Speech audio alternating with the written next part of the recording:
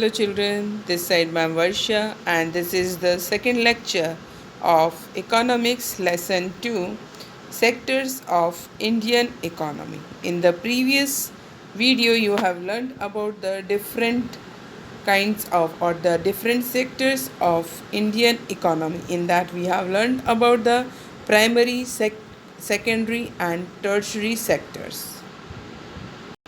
Now, if we talk about to compare among these sectors of Indian economy, then it will be very complicated.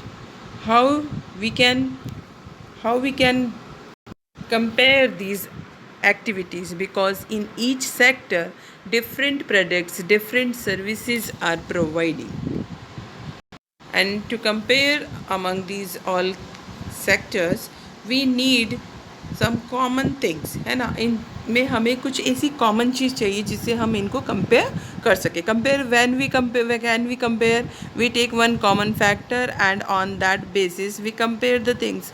Okay, so in this also we need something that is common in all the sector. So we find here that money is very common.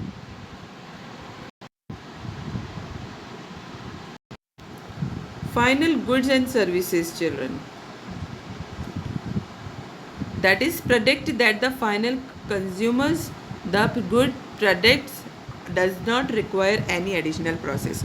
It means children like a farmer. Okay, a farmer is growing wheat. Okay, farmer is going wheat, तो वो उस wheat को किसी flower मिल के पास मालिक के लिए बेच रहा है.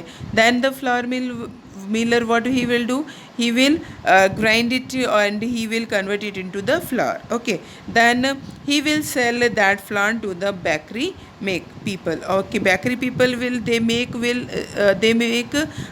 cookies with that. वो उससे cookies बनाते हैं and they will send it into the market or maybe they sell to the direct to the consumers.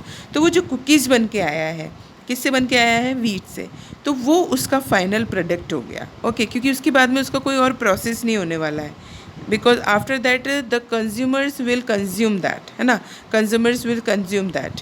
Okay, जैसे अब ये ज़रूरी नहीं है कि कोई भी फाइनल गुड्स या फाइनल सर्विस होने के लिए उसका प्रोसेस होना ज़रूरी है, ऐसा भी नहीं. तो ये जो इसका मतलब कुकीज़ का जो कुकीज़ तक जो इसका चार्जेस, मेकिंग चार्जेस लगा है कुकीज़ बनाने के लिए, वो उसका फ़ाइनल प्राइस होगा, फ़ाइनल वैल्यू होगी.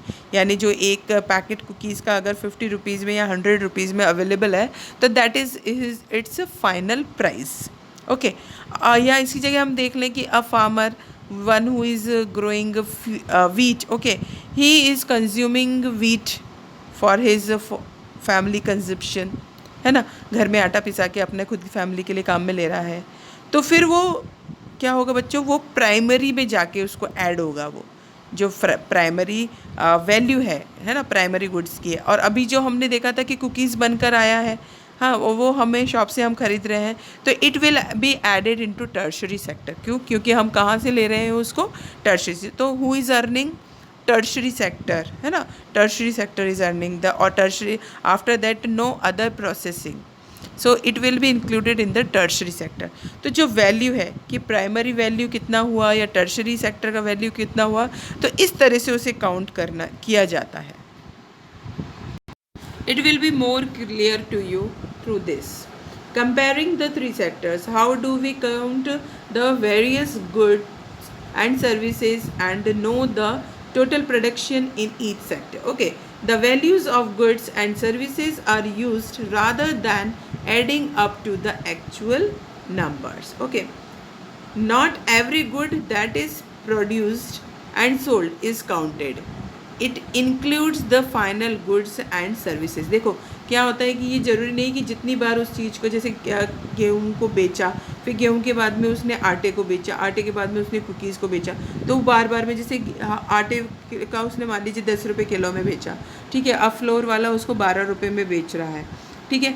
तो ये नहीं होगा कि वो 8 रुपये ऐड करेगा उसको, फिर 12 रुपये ऐड करेगा, फिर वो कुकीज़ बनाने के बाद में उसको 20 रुपये में बेच रहा है. तो ये नहीं होगा कि 8 रुपये भी ऐड करेगा, 12 रुपीज़ भी ऐड कर रहा है और 20 रुपये भी ऐड कर रहा है. नो, जो इसका फाइनल प्रोडक्शन के बाद में जो इसका चार्जिंग है, okay, like he is selling the packet of cookies at 20 rupees, so it will be its final value. Okay, यानी जो उसका चार्जेज, मेकिंग चार्जेस, जो उसकी वैल्यू है वो बार बार में ऐड ना होकर हम बात कर रहे हैं फाइनल गुड और फाइनल सर्विस की। आए समझ में? Okay, the value of final goods and goods already includes the value of all intermediate goods and that are used in making the final good. Understood? देखो क्या है, जो वैल्यू ऑफ फाइनल गुड जो बनकर तैयार है, कोई भी सर्विस है, जैसे कोई टीचर पढ़ा रहा है आपको, तो ही इज़ गेटिंग और she is getting his salary providing the services. Okay, तो ऑल द इंटरमीडिएट गुड्स क्या होता है बच्चों कि उसको सर्विस प्रोवाइड करने तक, या जो भी कोई फाइनल गुड्स, जैसे हम कुछ खरीद रहे हैं मार्केट से, है ना, हम बिस्किट ले रहे हैं, कुकीज़ ले रहे हैं, उसी का एग्जांपल ले लेते हैं, तो उसको बनाने के लिए जो इंटरमीडिएट्स कौन हो गए? Primary sector, okay, then tertiary sector, then secondary sector, हाँ, उसको मैन्युफैक्चरिंग किया, तो उसका जो वैल्यू है वो ऑलरेडी इंक्लूडेड, उसी के बाद में जो उसका फाइनल प्राइस है वो फिक्स किया जाता है। Okay, so it is already included, that's why it is not need to count or calculate again and again. The value of final goods and service produced in each sector during a particular year provides the total production of the sectors for that year. देखो बहुत ध्यान देने की बात है कि जो final goods और प्रोड्यूस कैसे टोटल किया जाएगा। भाई ये बहुत टिपिकल हो गया कि भाई प्राइमरी सेक्टर का हम कैसे लें, टर्शरी सेक्टर का कैसे लें, सेकेंडरी सेक्टर का कैसे लें।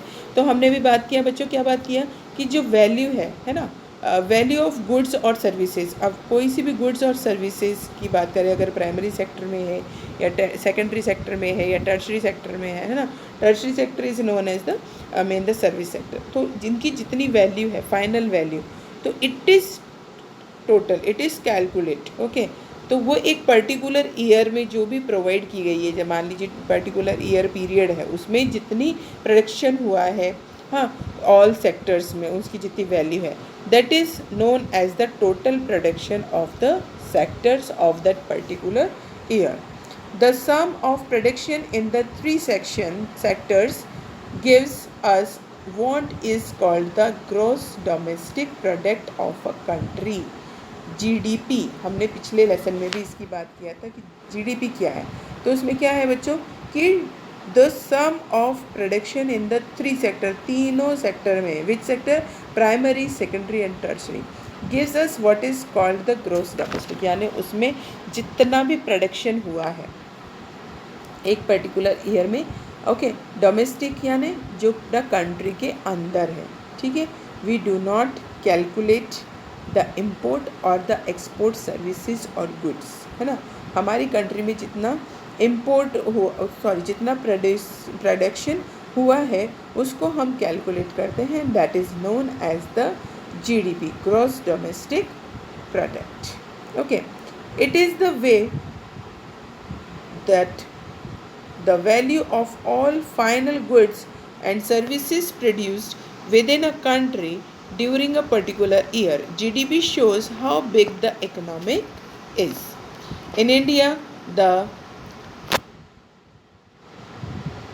in India, mammoth task of these measuring GDP is undertaken by central government ministry. और ये जो एक मैमोथ टास्क मीन्स एक विशाल काय जो ये कार्य है, कौन सा कार्य बच्चों की? ये ऑल सेक्टर्स को कैलकुलेट करना, उनकी फाइनल प्रोडक्ट्स को, फाइनल वैल्यूज़ को। So this work is done by the central government ministry. Hope you have understood the form of GDP, gross domestic product. In this we calculate the final price or the final value of the product. Revise your chapter. Till then, bye.